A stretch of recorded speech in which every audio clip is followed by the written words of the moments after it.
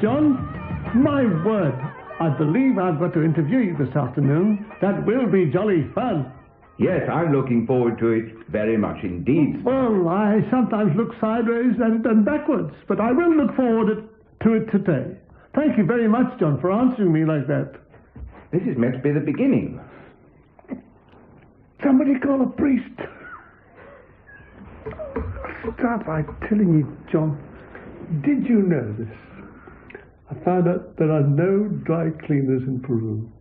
That is a fascinating fact. How did you discover that? I was looking at a textbook about the tourism in Peru, and it said that visitors are advised not to bring clothing here for dry cleaning, as there are no dry cleaners. How does that happen in a life? How can any country survive, or economy? I don't know what they're walking around like. Wet cleaners. Yeah. Don't they beat everything on a rock in Peru? Including most of the population here. John, I want to ask you something, so I don't know you that well, I come to think of it. We were like ships that pass in the night. At last we've collided. I was going to ask you, where, if you could remember, where you were born. Yeah, I was born very near here, where we're talking. We're talking not far from Rye, and I was born in Ashford, having been conceived at Fairlight, funnily enough.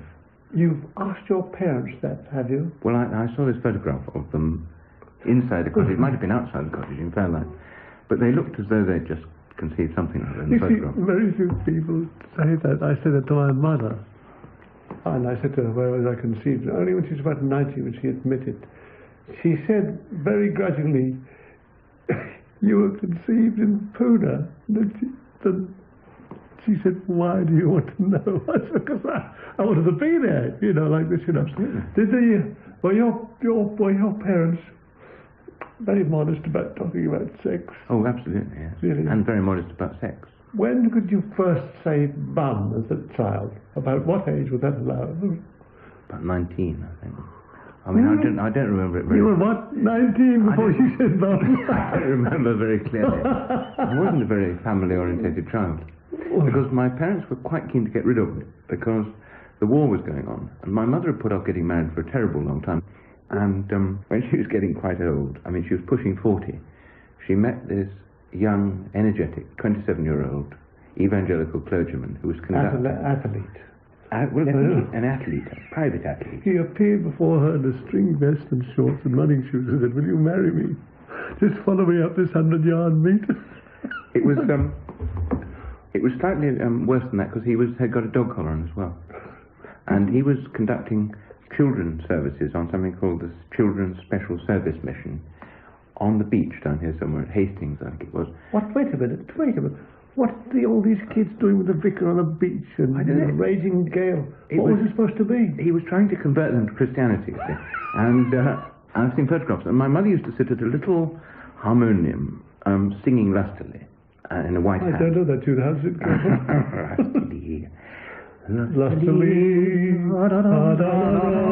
Lustily. And she was wearing a sort of white hat, I remember, in the photographs of her.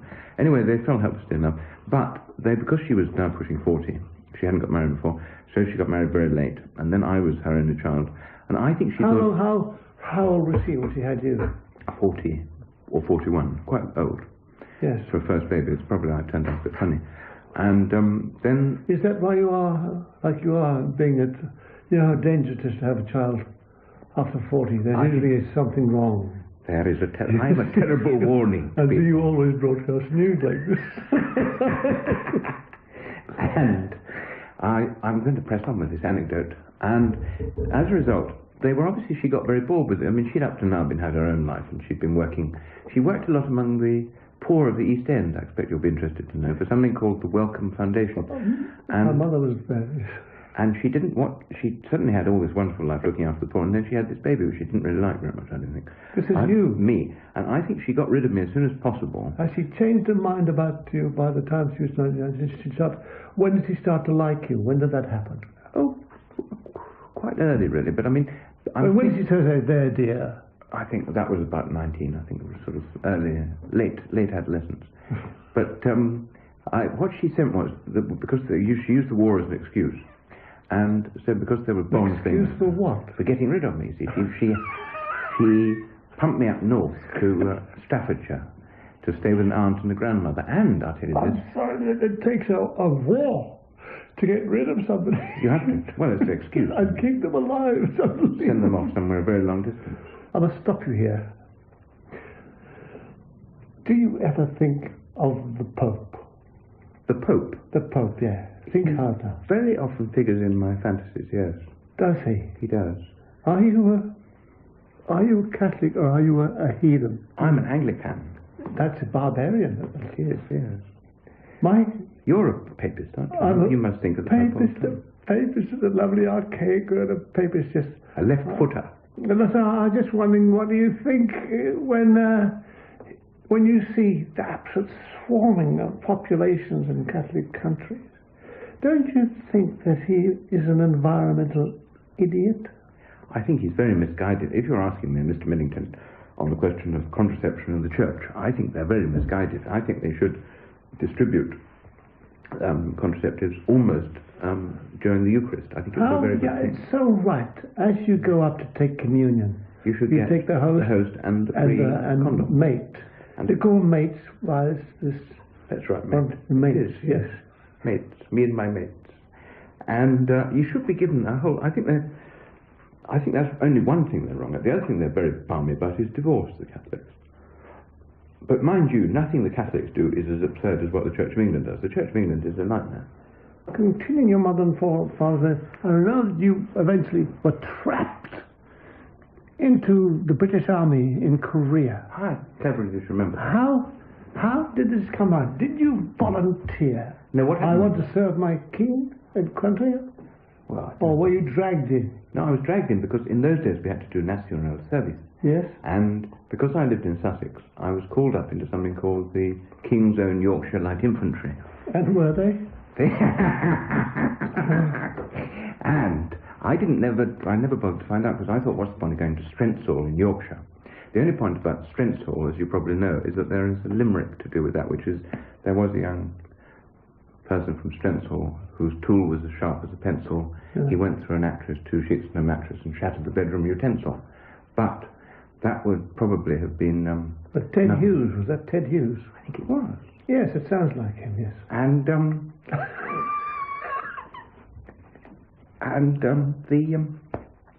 so I didn't want to go to Strentsall because their anecdote, I didn't fancy meeting a lot of people with sharpened penises. So I reapplied and said, I'm really a Sussex boy, I want to come. So they called me up in the Middlesex Regiment then, and I went to... an unfortunate word, isn't it? Middlesex. With the way things are, yes. It is. And you're wearing an earring. You meet a lot of them about. So you got the Middlesex Regiment? So I was in the Middlesex Regiment at Mill Hill, and then I was marched about a good deal. What did you think of these lunatics that get at you when you first go in? I know they're you. What did you think? Did you think they were the right type of things to be in an army, or should they be somewhere else? I thought it was the funniest thing I'd ever seen, and we had a man called Sergeant Shine. Shine, he was like that. And he was always taking us, anything he did, it was always, guard room, left, right.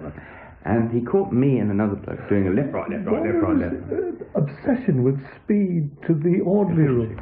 Always managed to go past, like on the conveyor belt. Absolutely. But and also, in rather, I thought, indecent proximity to each other. The one marching behind always looked as though he was attached in some way to the person in front. Well, I was never affected by that myself, but apparently, obviously, it affected you. It did. I mean, the proximity of another soldier in front of you. No, I did. I thought that was amusing. So we did that. Turn you on, did it? It did. Did these left rights turn you on? That's what I'm asking. It had no effect like that. But what happened was, it did have the effect of the sergeant coming up to me and saying, "You two, you're taking a piss." So I said that was rather what we were doing, yeah. And so it was. What do you answer to that?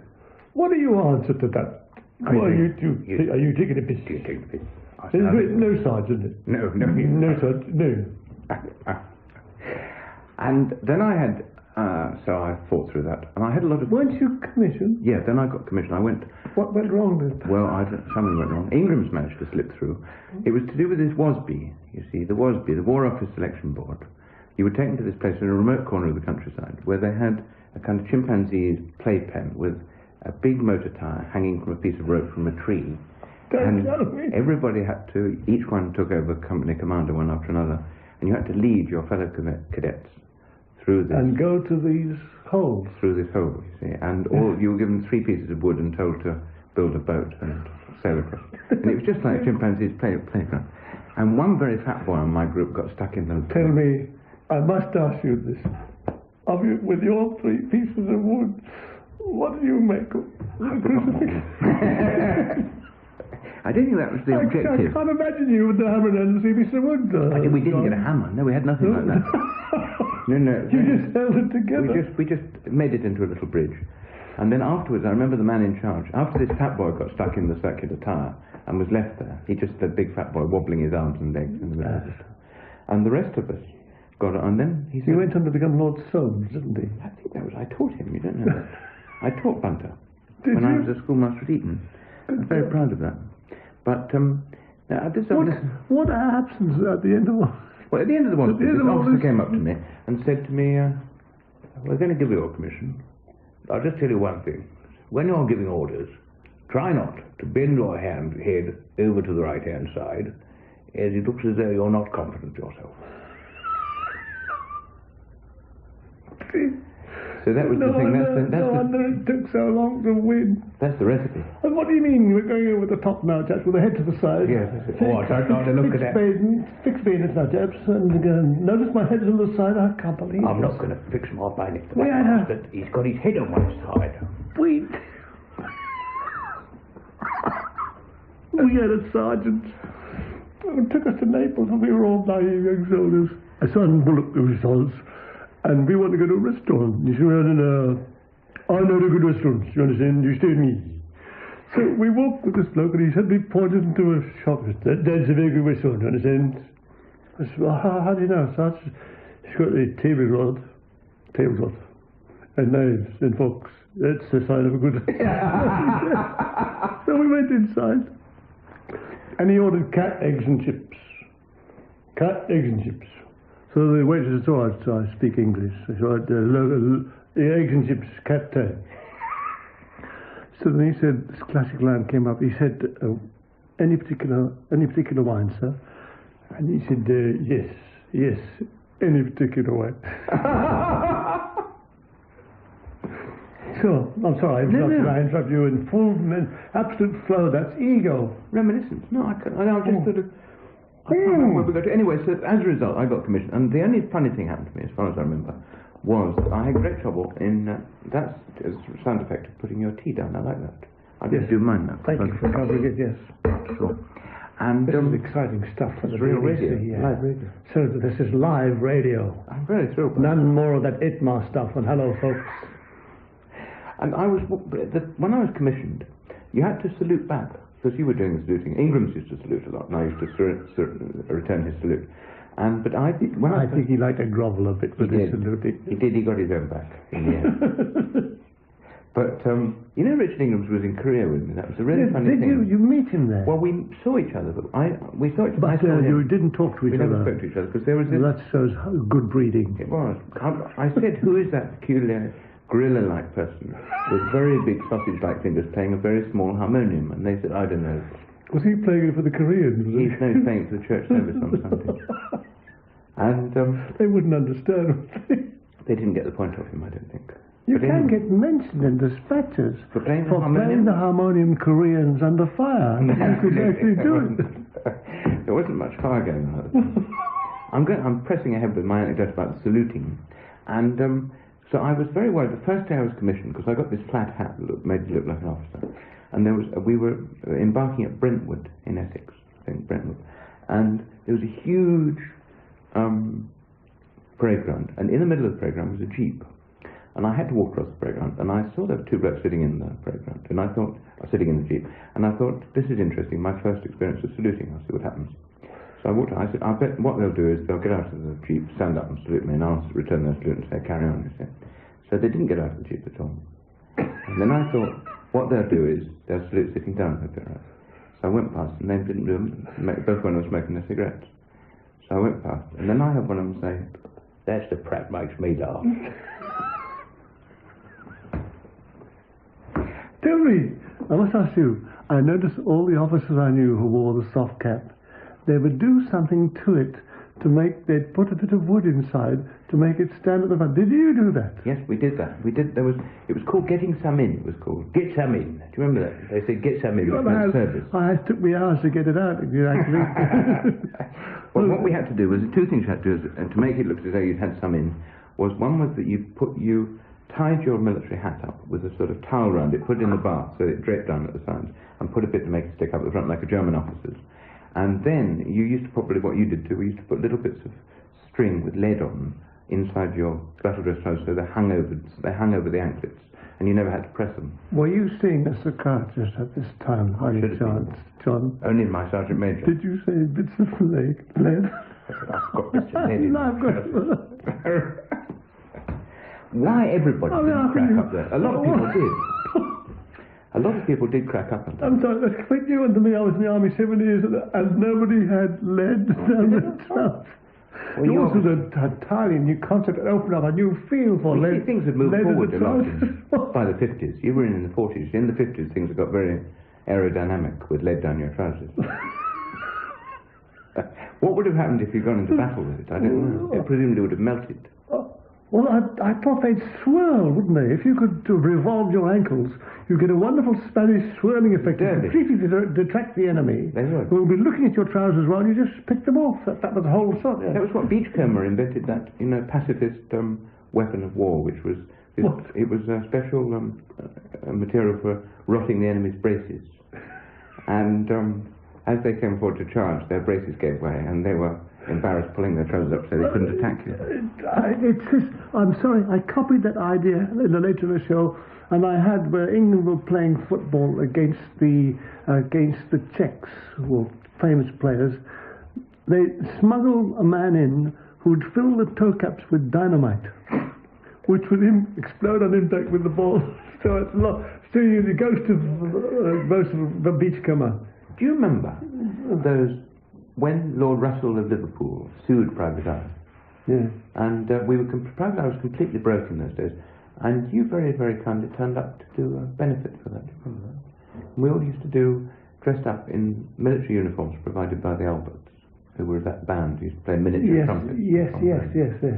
And then we had to march into St Pancras Town Hall, because that was where the audience was. And their plan was that It's a good thing to go where the audience is, I must admit. That was a brilliant idea. Well, that was what the mistake was. Was it? It was Ingram's thought. He said, we'll all march out the side door of the theatre by the stage door and round in through the back doors, and then it'll make a good entrance for us all. So everybody was in the show, and we all marched outside. And the fire doors slammed shut on where we'd left, and then we got around the front, and they'd locked the doors. No. So we couldn't get in. But I was going to say, we set fire to ourselves. And was Ingram's marching in with the Korean harmonium? Does he do that anymore? Oh yes, he plays a appalling selection. Ingram's his favourite selection, which he plays sometimes without music, is The Street Where You Live. He plays that so appallingly, and he plays it over and over again. Does he play that in church? No, in church he plays hymns ancient and modern. More ancient than modern, I think. The thing about Ingram's is that I think he ought to practice more his... we've had a very happy collaboration over the years, based on tremendous mutual abuse, really. Can I stop you there? Yes, I'd love to stop. You've all split up now, though, haven't you? No, we would... Are you still working for I? Yes, I am. We did one on... On Majors, did? We did a Dear Bill on last week, I think. And what happens is the old boy rings up, and he's got this antique dealer's voice that he puts on, which he always says, I know I come very low down your list of priorities, Ducky. He always puts a camp voice. Richard Ingram puts on this camp voice and says, I know I come very low down your list of priorities, Ducky, but would you be free on Friday morning? And then we go to his oldie office now, where he sits surrounded by adoring nymphets, none of whom, I may say, he's ever shows any great interest in. And then we knock it out, and I do the typing, and he does the, you know, he does the words. He does the words, and I just the secretary. I'm very interested in these occasionally put in a few little women that are surrounding him. Is this some kind of ritual? It is. But the all of them in a circle around him. No, they're just, I don't know what they see in the old boy, really. I keep on trying to be charming and so forth, but it has no effect. He's the one they really like. And I think it's something to do with, he looks like a sort of very battered version of Rex Harrison. He's got sort of aging good looks. Is he fully clothed at all times? Well, yes, and very rarely takes his clothes off, you know. Yes, that same jacket, I think. He has taken his trousers off. He wore that. It's a flat jacket from Korea. Did you know that? He never takes. He had it turned. That's all. And it was a turn for the worse. I think that's an exaggeration saying he's ever had it turned. I think it's remained exactly the same. Has it? Oh. He sits there and he sort of huffs a bit and he gets on with it. And he's a very cruel person, you know, Ingram's, is that whenever I... Yes, he murdered a cat about a week ago. By what method? He put a dog on it. Well, he's always had an infantile sense of humour. And he, whenever I appear on the stage, he always rings me up next morning and says, I don't know whether you've seen The Guardian, but so cruel of them. I don't know whether you've seen it, but they're so cruel about you. Do let me read it too. He always puts on this funny antique in his voice. No, you ought to, when you get a bad notice, have it set to music and made into a one-act opera, and only invite the critic on the first night. To hear it fun. Yeah, he's on. This was a terrible performance by John Wells. I once had the privilege of working with Leonard Bernstein, and he had a wonderful way with bad reviews, which is he used to read it out. He ate them. No, he used to go spit all over them. Disgusting. And I thought that was really the right thing to do. And if the writer, if the critic knew that he was being spat over, I think they would think twice before saying anything unkind. I would have done that, the laundry really dirty, and posted it back to the critic. You know. That would be more sensible. Yes. I'll ring up heaven and suggest that to Sir Leonard. I found what's happened to the private eyes. Every letter ends up, we should be told. I think we should be told. It always ends up, we should be told. So I wrote to this dwarf that runs it now, and I said, we should be told. Why, every letter ends up with we should be told. We should be told. They never printed that now. They didn't? No, they didn't. I'll have a word with Mr. Hislop about it. A good word is cheese. I'll have that word. Go up to him and say, look here, cheese. Do you understand? Let that be a lesson to you. That would knock the smile off his face. I'm giving you free tea and biscuits. I want something out of you today. All right, another anecdote. Do you know what Robert Morley said to Dennis Thatcher? Dennis Thatcher was complaining He said, Dennis Thatcher was complaining about Richard Ingram and me writing this cruel stuff about him, and he said, they're not gentlemen, you know, they're very cruel what they write about it. It's completely off the beam. And Robert Morley said to him at some race meeting, when he said this, he said, you should be very grateful, my darling, they've given you a personality. Great stuff. Great stuff. But I don't know, I'll tell you in the way of anecdotes to pay for my tea. I've no idea now, is Private Eye as bountiful in sales as it used to be? Yeah, still plugging along under Mr. Hislop. Yeah. I think so. But the funny thing was, you see, that Ingram started that as a real... I mean, Ingram didn't really start it, but it was a kind of gang warfare paper, that was. It was Ingram's gang. Yeah. We all queued up and we were members of Ingram's gang. Yeah. And then we gradually fought out, struggle out and escape and do things on our own, but with great difficulty, I must say. Because the old boy didn't like it really. He thought that was disloyalty if we ever did anything else. But now he's left it. It's still kind of... Yeah, I was quite amazed that Private Eye actually took off. I didn't think it would last the pace. I was amazed and delighted when it did, because it come out before other papers, who are sometimes moral cowards, with the truth. But you know, the way that started, I don't know how early you joined Private Eye really as a contributor. Oh, very quite early on, didn't you? Yeah. Because it all started in Willie Rushton's bedroom, you know, Scarsdale Villas. I was a schoolmaster. And he was in bed at the time, wasn't he? He was in bed, and then we'd all gather round. And you all got into this bed, and you founded Private Eye. That was how it was. It was a whole orgy. An orgy of Private Eye. Old public school men thrashing about in Scarsdale Villas. And it was all, it was little tiny, little yellow. It was all sort of typed out, and then it was done with. Do you remember they used to have those Gestetners in those? Yes, I remember them. Yes. You have to sort of smear. Gestetner, he's dead now, you know. Yeah, but you know, Mrs. Gestetner is still alive. Well, would you And believe she lives outside Chichester, and she's one of the big bankers. I know, She puts money into Chichester. she plays the banjo with Humphrey Littleton. Anyway, you had to smear ink over this thing, over a sort of screen, didn't you? That's right, and then whirl it round. Whirl it round, and then out came private eye. And it was all done on a typewriter. And Willie Rush... My copy joke was I drew a picture of a policeman and entered it into an art gallery as a constable. It didn't go down very well. Did you make any... It didn't sell, no. It was a good team in those days. Because in those days, Richard Ingrams was still drinking. People always forget that. But in those days, he used to put away an incredible amount. Scotch, was it? Scotch, it was. Yeah. And after lunch, the atmosphere at Private Eye was completely... singing. Dancing. And funny, old boy, Alan Bryan used to come in a lot and lean against the wall and give us his reminiscences. And then Ingrams used to sit there picking his nose with his feet on the desk, saying, we're going to bash this week. He used to say that. That was his editorial meeting. And then we would think of various people to be rude about. But it was all and it all was edited from pubs, because it started being edited from the King's Head and Eight Bells down by, he used to live in very posh in Cheney Row. Yes. And he had that, there was a pub down there called the King's Head and Eight Bells, where they had those Gottlieb machines that go jiggle, jiggle, jiggle, jang, jang, jang. And we used to spend all that. What machine? Have you never played a Gottlieb machine? Gottlieb? Mr. Gottlieb is the one, those machines where a silver ball goes up and hits on lots of numbers. They're made by a firm called Gottlieb. Oh, yeah, and then you take Valium, don't you? After that. Yeah. And you go juggle, juggle, juggle, jing, jing, jing, jing. Yes. We used to sit there going juggle, juggle, jing, jing, jing, and making up the jokes over that. Then we moved to the 7 dials, where they've got that new erection, they've rebuilt the 7 dials. Yes. In those days it wasn't there. And there was a pub, a very seedy pub there. And then we moved to the Norman's pub, where there's the famous rude landlord Norman, who's... Oh, the one who shouts, yeah. And you say, what's for lunch, Norman? And most restaurateurs say, today we have delicious this and that. And all Norman ever says is, usual old crapola. Lovely. I love the elegant literary Englishman. There's nothing quite like it, is there?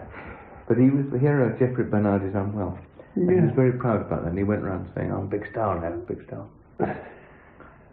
Well, John, by John, they want us to do an ending to this. It's been spiffing having you here, and I do look forward to hearing it on the wireless. Thank you, John. Thank you, Spike. Oh, think nothing of it. Nobody else will.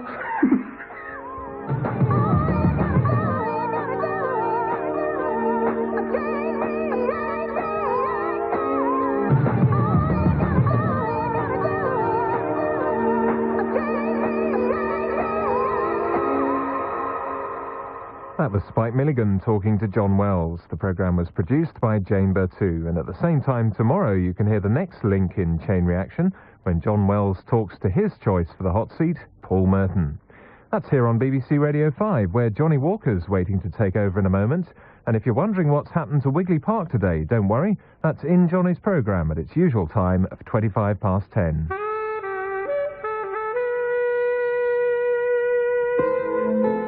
You know that blockbuster novel you always said you'd write? Why not let Radio 5 show you how? Everybody has that capacity to improve on their writing skills and to get out of themselves certain ideas, certain drama, and to be able to produce literature. Everybody's got it. That's part of Writers Weekly, a new series on 5 which provides insights into following a literary career. So whether it's poetry or prose, paperback or the popular press, let Radio 5 take you one step closer to seeing your work in print with Writers Weekly this lunchtime at 12:30.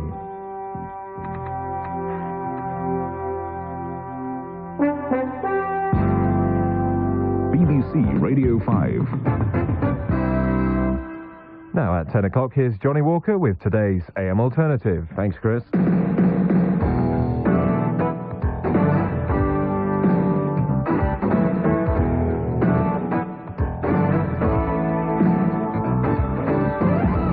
very good morning. Welcome along. Today we look to the stars for clues on the American election, play Murder Trial, a new weekly detective game, find out just how easy or hard it is to make $1 million these days, look at 10 years of Channel 4, and meet one of Britain's hottest young actors, Adrian Dunbar.